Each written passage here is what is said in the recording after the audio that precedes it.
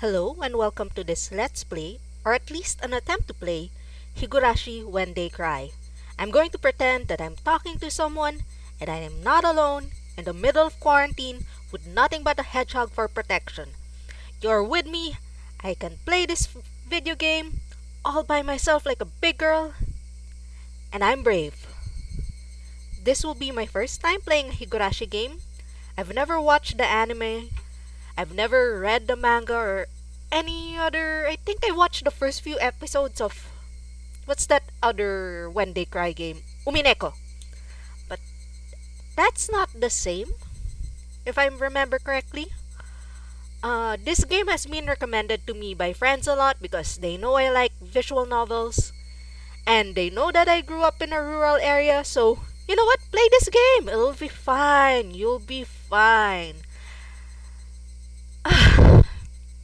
So, yeah. Guys, I believe in you and I'm going in blind.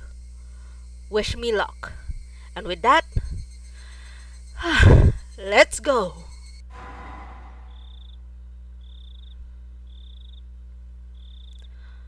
Welcome to the world of Higurashi When They Cry. The Onikakushi arc will be the opening inviting you to this world. Don't play tough, oh don't worry about that. Please just enjoy life in Hinamizawa to the fullest.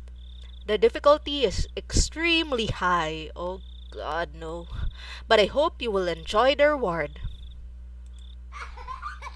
What the fuck? Why?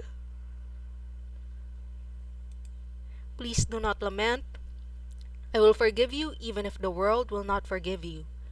Please do not lament. I will forgive you even if you will not forgive the world.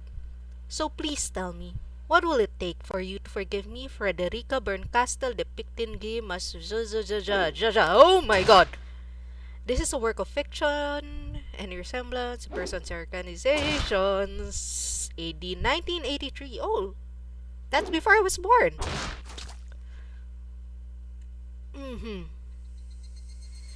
If I was going to be ripped apart anyways, having my body ripped apart would have been far better.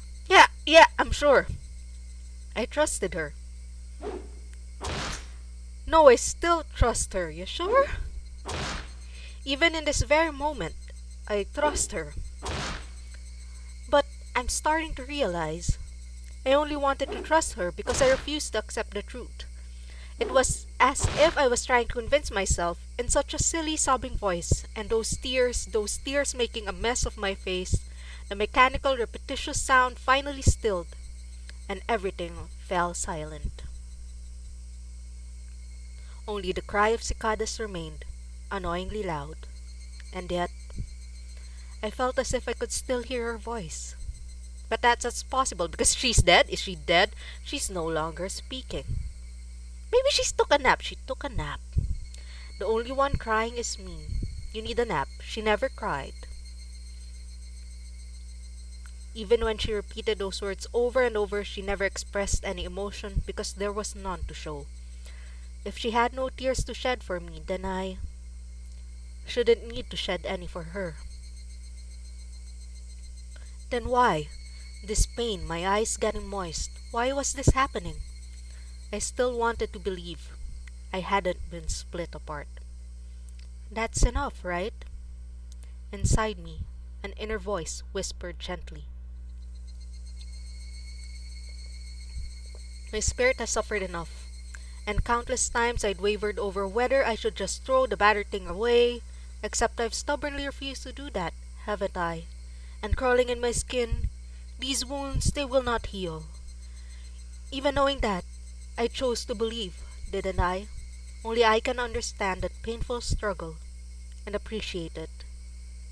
Hey me, I've tried more than enough. I'll acknowledge that much. So, isn't it alright to just take the easy way out? Besides, I'm not throwing it away. I'm leaving it behind, with her.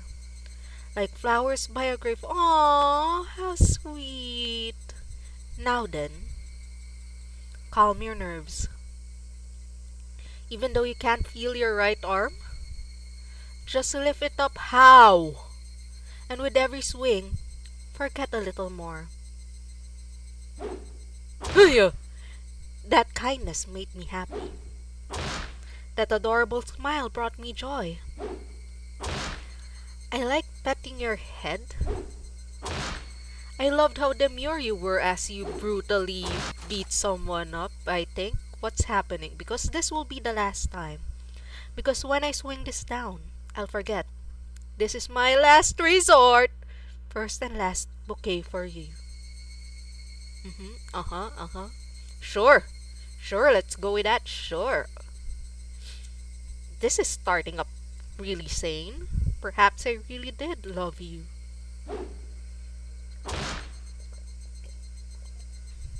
Ah, just drank some water.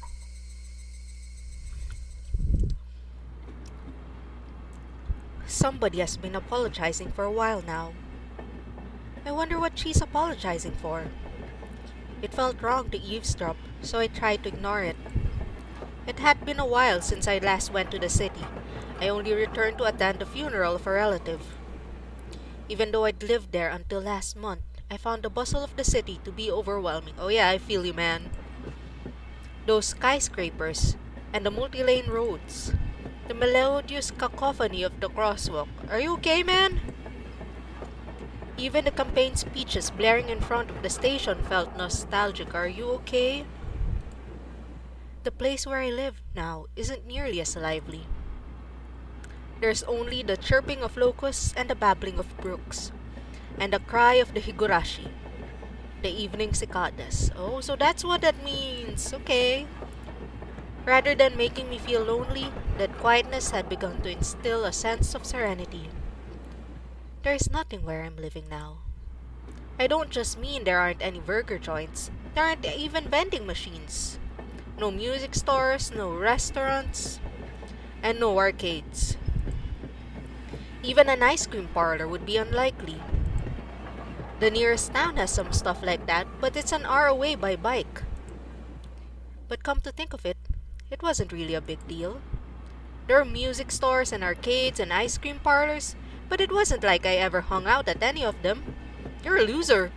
I had lived in the city for 10 years and never once been to an ice cream parlor. Why not? I should have gone at least once. Yeah, you should. Ice cream's good. I miss ice cream. Somebody is still apologizing. Who is she apologizing to? She's apologized so much, so just forgive her already. There's no reason anyone should ever need to apologize so much. I started to feel a bit annoyed at whoever was refusing to forgive her. No matter how bad the mistake, there's nothing that can't be forgiven. Nope. There's no such thing as an irreparable mistake. There are such things. There's a lot of things. Maybe I just hold grudges, but there's a lot of shit that you shouldn't forgive. You just need to be more careful next time. Sure. She's still apologizing, even now. Then, has she really done something that can't be fixed? I've no idea what she's done.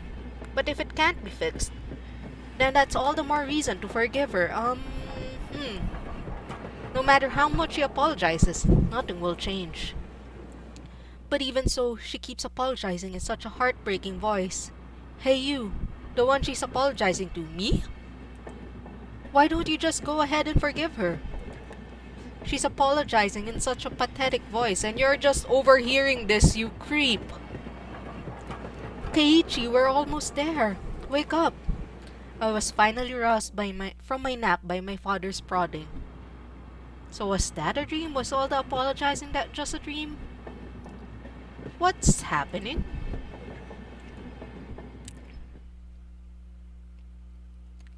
I'm here!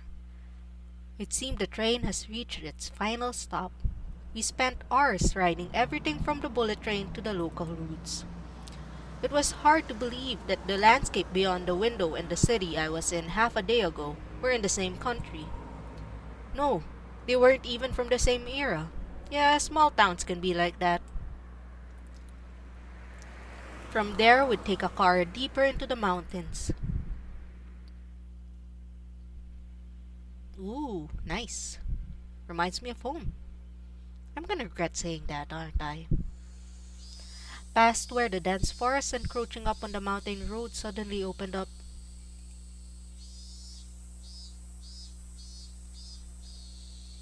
There, where I live now, Hinamizawa.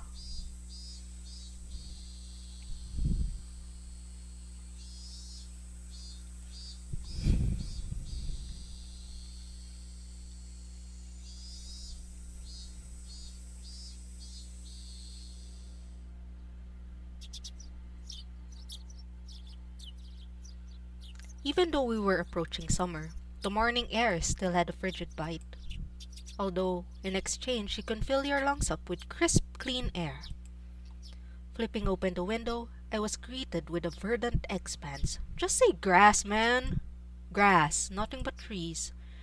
The neighboring house was far away on the other side, so I was probably the only one enjoying that view and that air.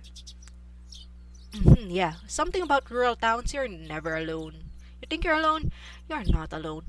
People know everyone and everything. Rural towns are creepy like that. Feel like that's gonna be in the game too. Anyway, I filled my lungs with another deep breath. Since I started living in Hinamizawa, I learned that even air had its own taste. Woo, happy song! I quickly finished getting ready for school and headed down for breakfast. My mother was the only one there. My father was nowhere to be seen. He was probably up working until early morning. Dad had a rather unconventional job as a painter. It's such a laid-back profession. Get up when you want, sleep when you want, and work when you want, and huff some fumes. Fumes. I was so jealous of that easygoing lifestyle. I even wrote for school that I wanted to be a painter when I grew up. Dad was ecstatic about that. It was just because it looked easy. I'd never tell him that though. Mom laid breakfast out on the table. Seaweed, pickled vegetables, raw egg, and grilled salmon. That sounds delicious. I want some grilled salmon. My mom was such a good cook. It was scary. A perfect, immaculate, ideal breakfast. God, I miss breakfast. Unlike my dad, who didn't even know what the meaning of the word schedule, my mom never squandered any time or effort. She hummed a little tune as he brought over the miso soup. It seemed like she was in a good mood today. I'm so happy you've been waking up early since we moved here, Keiichi. If I don't wake up early, I won't have time to eat breakfast. I thought I was being cute, responding with a wisecrack after being praised for being good. Full bowl of rice? Or will half be enough? Pile it on! Wow! First, I savored the steaming hot rice with the seaweed. Oh god, I miss hot rice with seaweed. After that, I covered it with egg. Between bites of rice, I enjoyed the crunch of pickles. Not bad at all. Excellent, as usual. Watching me clean my plate, my mom gave me a warm smile. I'm so happy you haven't skipped breakfast ever since we moved here, Keiichi. Let me just repeat that. I was not a morning person when we lived in the city. I slept right until the last minute before school and rarely ate breakfast. Oh, same. Boycotting the breakfast mom made me each morning. That was probably the only way I could protest being forced to attend cram school. I guess that's what you would call my rebellious phase. Sure. What a rebel, skipping breakfast, sleeping late.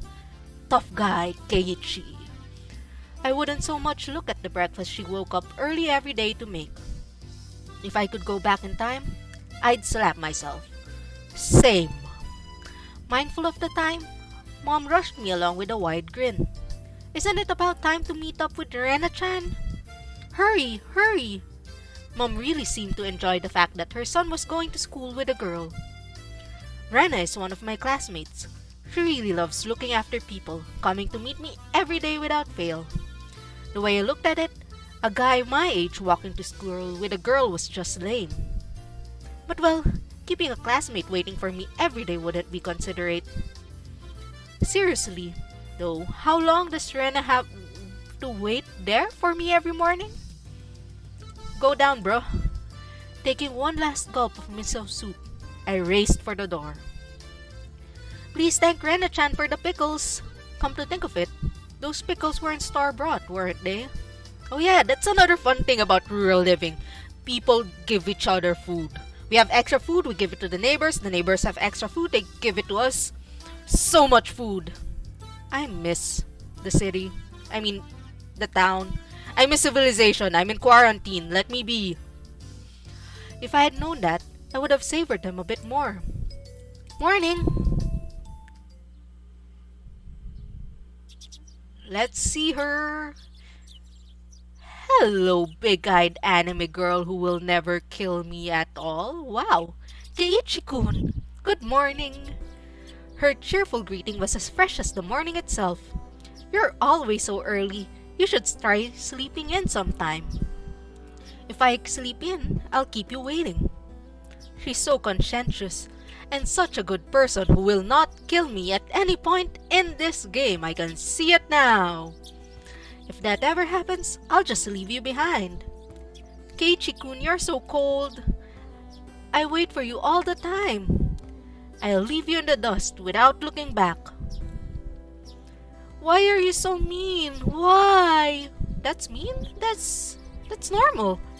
Ren had a slightly troubled look on her face. Toying with her was rather fun because of how quickly her mood changed. Yes, that's not a red flag at all. I'm kidding. I'd wait for you. With those words, Rena seemed to relax. Her face flushed bright red. Ah, thank you. I'd wait forever until you came, Rena. No matter how long, not a red flag at all. Forever. Rena turned bright red, steam rising from her head as her brain short-circuited. Get that checked, girl. She's especially weak to this sort of talk. It's quite rare to find someone this fun to tease. You're gonna regret this, dude. Have you ever read a romance novel, Rena? Huh? I haven't. Never read any before. From that response, I gathered she was interested in them, but was too embarrassed to actually buy one. I couldn't imagine what would happen if she did read one. She'd probably turn red and pass out. Oh yeah, message from Mom. She says thanks for the pickles.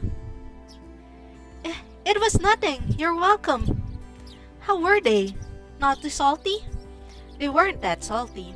Actually, they had a pretty light flavor to them. It would have been fine to just be honest and say that they were good, but apparently I couldn't be that forthright. I'd like to ask something before that. Were you the one who pickled them, Rena? Pickle my cucumbers, Rena. Or was it your mom? Huh? Why do you ask? Were they too salty? Her attitude completely changed as she began to panic frantically. Was it you, Rena? Or was it your mom? Answer the question. Why are you asking me who made them? Why? Depending on who made them, my opinion of them might change drastically. Dude, it's just pickles. Chill. Huh?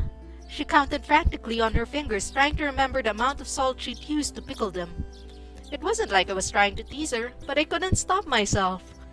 Guys who take pleasure in this kind of thing are probably the worst. Guys like me, yes, you're the worst. Stop badgering this poor girl who seems mentally unstable and might kill you at some point. Rena nervously opened and closed her mouth over and over, trying to muster a reply. It was me. Delicious. Huh? Pretty good, just like the last ones. They went perfectly with the rice. Her face went bright red again. She was completely spacing out. It truly was a lot of fun to tease her. Dude, get a hobby! I pray that Rena never gets taken advantage of by some lowlife like me. Keep at it, Rena. I'll train you until you handle it like the average person. Sure. Or so I decided for myself. Let's go. If you keep me on waiting, we'll never hear the end of it. Seeing as she'd just keep spacing out otherwise, I called Rena back to reality so we could make our way to school. This strange, easily flustered girl is Rena Ryugu. I've only known her for a month, but I've came to realize that it's not just her name that's strange. Everything's strange. This town is strange. We're gonna die. Michan, good morning! Coming up to the next rendezvous point, we saw another person waiting for us. Noticing us, she waved. Ah, finally, you two are late. Usually you're the one who's late. In sharp contrast to the diligent Rena, this one marched to the beat of her own drum. She's Mion Sonozaki. For what it's worth, she's our senior and head of the class. Morning, Rena. And it's been a while, Kei-chan. How many years? I was only off 2 days. Ahahaha! You don't say. You were so much cuter back then. What's wrong with her? Mion's gaze stared at my chest, then dropped straight down, focusing on the point between my legs. So she was saying that it's my crotch that was cuter back then. Sure. Before you ask, just to be clear, I've never actually tried to show it to her, as you shouldn't. I've grown quite splendidly. Don't egg her on. You'd be surprised. Not only is he bigger, but he has a little mustache now. Being so engorged with energy every morning is being quite a problem though. I'll introduce you next time, so be sure to greet him properly. Keiichi, what the fuck? Don't say next time. Right now is just fine. How about letting the little guy get a breath of fresh air morning? Wow.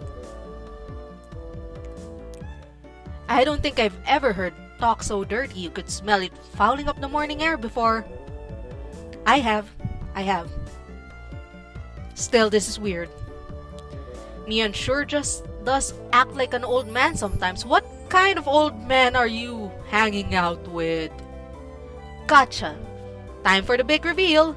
Hope you don't regret it. Don't show her your wiener.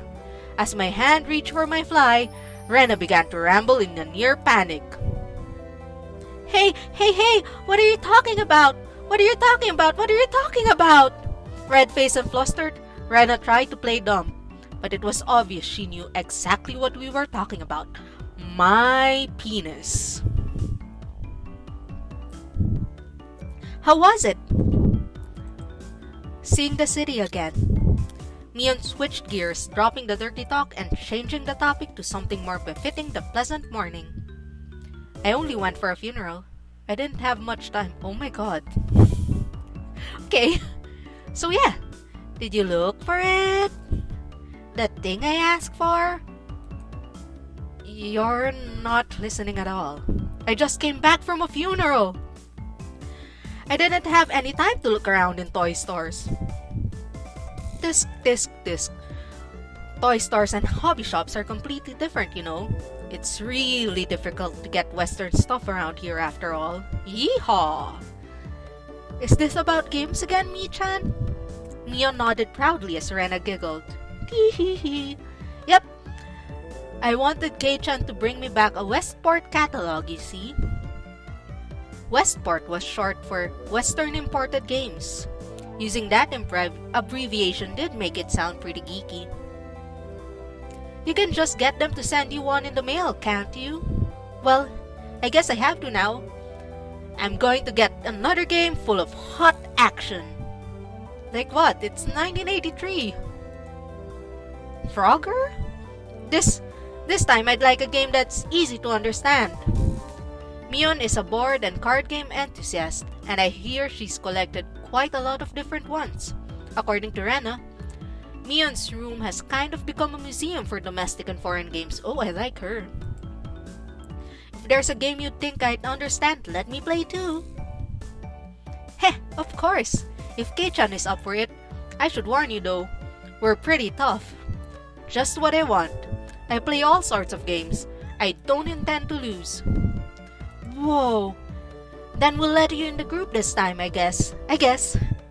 Bristling with joy from head to toe, Rena looked back and forth between me and Mion. Mion gave her an affirmative wink, and her expression perked up even further. I thought boys preferred playing outside more, So you figured you wouldn't want to. I mean, dude, it's video games and board games. Boys like that kind of shit. So do girls. Games are fun.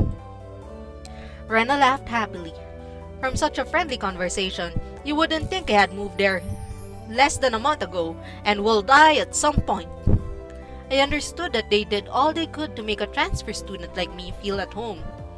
I'll have to try harder to fit in, so they won't feel like they have to try to make me feel welcome. I felt like if I acted a bit more open than I usually am, it should probably be about right for this place. Am I at school yet? Are we at school yet? Oh, finally we're at school. Hinamizawa was a really small village. Not only was there only one school, but there was only one class. That class encompasses all different grades and ages. There are about 30 students at different levels, and they all study in the same class. I'm told that, long ago, there used to be a bigger school building, and they had actual separate classes. However, it seems that something happened that made it become a single class, and now it stayed that way, out of tradition. Something happened. Something happened. I was shocked at first, but humans adapt pretty quickly. I've already gotten quite used to it. The sound of children playing started right from the morning. With such a lively mood, it felt more like a kindergarten than a proper school. Not that that was a bad thing. Mion, who had been walking up in front of us up until then, suddenly let me take the lead. Right in front of the classroom door. So I was meant to slide the door open and enter the room first. Heh, too bad I wasn't going to fall for that again. To think you'd give up the lead here. You meant for this to be a test of my skills. What nerds. Mion chuckled with a haughty smirk on her face.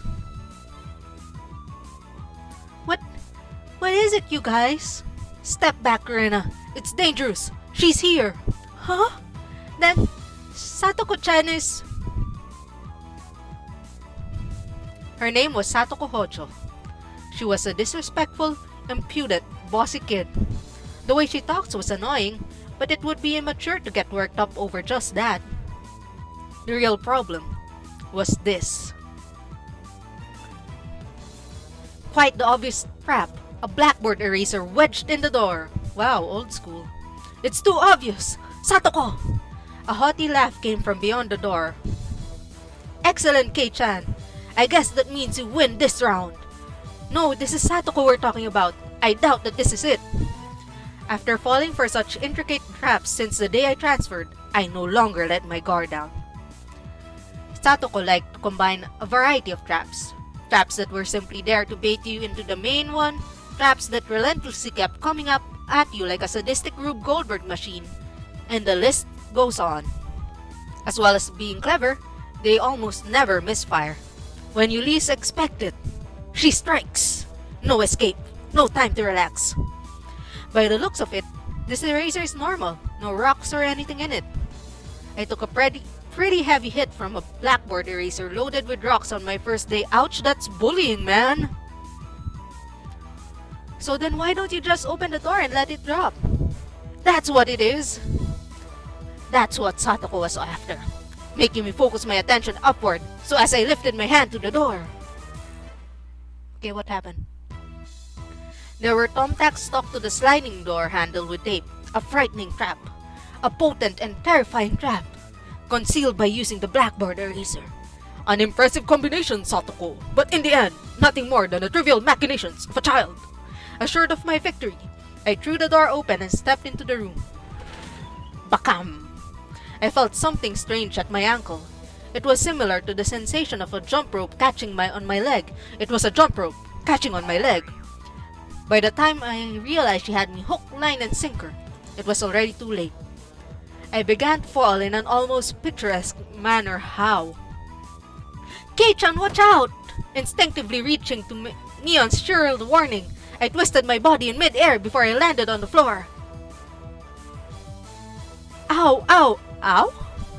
An ink stone filled to the brim was placed right where I would have landed, and my mug fell. I shuddered, imagining the situation I had landed square on. That's Satoko? She's tiny. My, what do we have here? A fair morning to you, Keiichi-san. Aren't we a lively one this morning? Still sprawled in an awkward position, I was greeted by a mocking voice. That was a step up from your usual traps, Satoko. I haven't had the faintest idea what you mean. You're quite unlucky this morning. You little... Awawawawaw. It seemed I'd inadvertently sprained my back a little when I'd landed. Better than landing on the inkstone. A small hand gently rubbed my head. Pain, go away.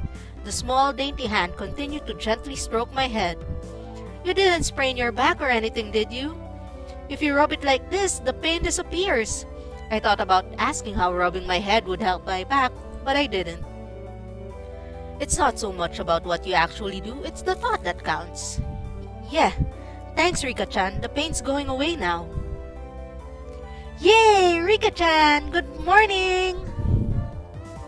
Good morning to you, Rena, and good morning to all. Rika-chan greeted each of us with an adorable little bow. Aw, Japanese school mornings in anime. You're such a good kid, Rika-chan. So much better than Satoko. I glared over in her direction. Satoko was whistling while rather deliberately trying to avoid eye contact. Totally not suspicious. Totally an innocent child. I'm the very model of a good girl. A good girl wouldn't set those nasty traps. Nothing but lies and slander. Exactly what proof. Ooh-ha! I picked up Satoko by the back of her collar. She looks like a misbehaved cat when I do this. How exactly do you... Never mind. But a cat wouldn't be setting traps. You don't know cats. At all. I am S-O-R-R-Y. Try saying that. If you won't say it... I cocked my index finger on my thumb, letting it tremble as I brought it closer to Satoko's forehead. I'm against violence. You don't even have any proof. Just so you know, my forehead flick really hurts. It can split plywood right in half. Don't do that to a little girl, man. Eek! Stop! Get away from me, you beast! Don't say it in a way that people will misunderstand. Yeah. Okay, sure. Sure. She's been lonely since you were gone for 2 days. Rika-chan is really just so... How could I do anything more after being told that? I gently released my grip on Satoko, who was at this point was on the verge of tears.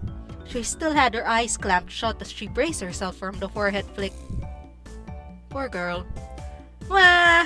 You made a girl cry, Keiichi, you dick.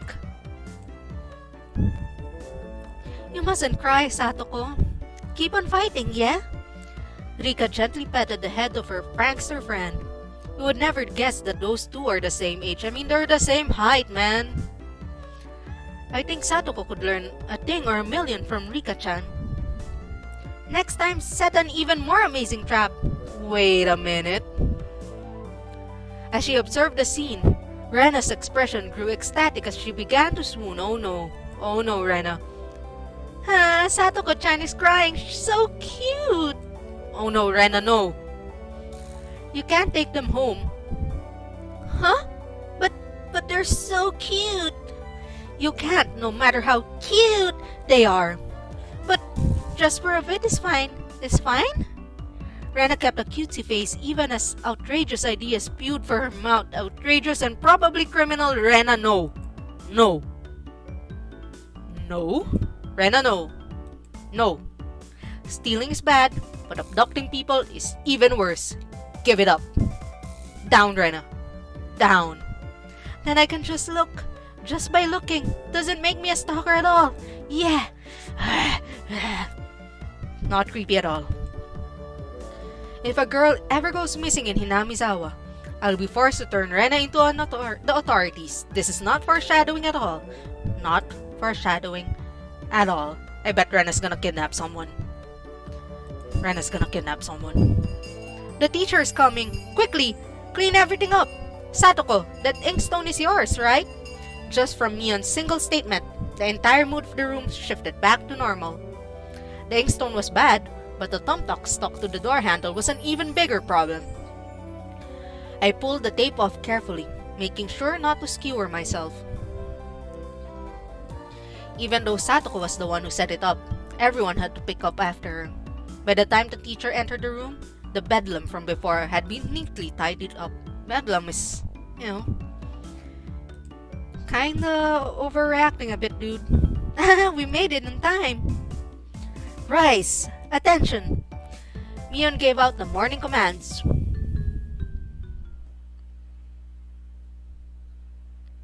Am I ever gonna get choices in this game? It's difficult being the teacher for all these different grades in one classroom. She has to teach something different to each one. But naturally, she ends up spending all her time with the younger kids. Rena and Mion, being the highest grade in the class, end up mostly doing self-study. They even end up helping teach the younger kids, so it seems that they can never get to their own studies. They're actually way behind where my studies have progressed to. As a result, I'm pretty much taking over for the teacher and helping Rena and Mion with their studies. You're a pretty good teacher, Keiichi-kun. Easy to understand. Rena took a breather after finishing highlighting an important section. Teaching is making me lose confidence. It makes me aware of how shallow my understanding of the subject is.